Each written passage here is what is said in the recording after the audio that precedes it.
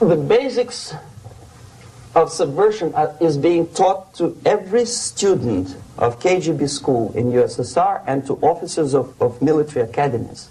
Every student who is taught to be dealing further in his future career with foreigners. What subversion is? Basically, it consists of 4 periods, time-wise. If we start from here and go this way, time, right? This is the beginning point. The first stage of subversion is the process which is called, basically, demoralization. It says for itself what it is.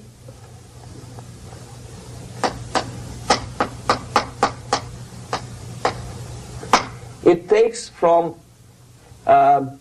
say, 15 to 20 years to demoralize a society.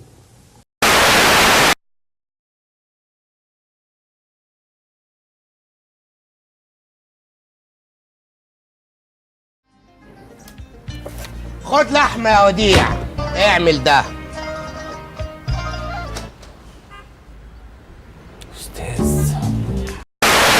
Why 15 or 20 years? This is the time sufficient to educate one generation of students or children. One generation, one lifetime span of a person, a human being, which is dedicated to study, to shaping up the outlook, ideology, personality.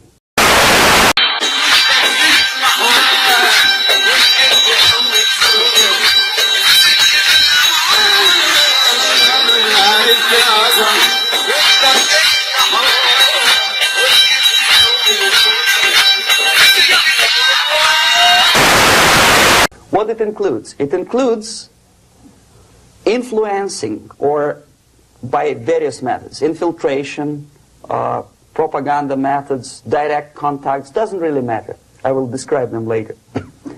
Of various areas where public opinion is formulated or shaped. Religion, educational system, social life, administration, law enforcement system, military, of course, and labor and employer relations, economy. Okay? 5 areas. I will not write them down because we will not have enough space. So the tactic of subversion, about which I'm talking, is similar to the martial art, the Japanese martial art. If some of you are familiar with that tactic, probably you will remember that if an enemy is bigger and heavier than yourself, it would be very painful to resist his direct strike. If a heavier person wants to strike me in the face, it would be very naive and counterproductive to stop his blow. The Chinese and Japanese judo art tells us what to do. First to avoid the strike, then to grab the fist and continue his movement in the direction where it was before, right? Until the enemy crashes in the wall. There are many different movements within the society.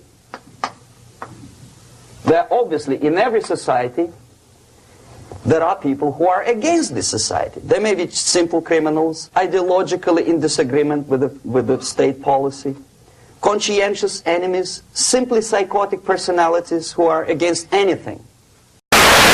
La chose la plus simple, c'est que je vous dis de quoi il s'agit.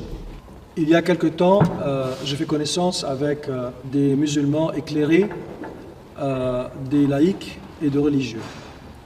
Et je leur avais demandé de faire un groupe de travail pour qu'ils puissent faire entendre leur pensée, leur voix, qui est totalement différente de ce que nous entendons un peu aujourd'hui. Pour eux, la guerre d'aujourd'hui n'est pas une guerre de chars ni d'avions, c'est une guerre de pensée et d'idéologie.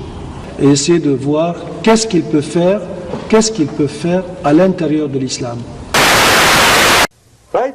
And finally, there are a small group of agents of a foreign nation, bought, subverted, recruited, right?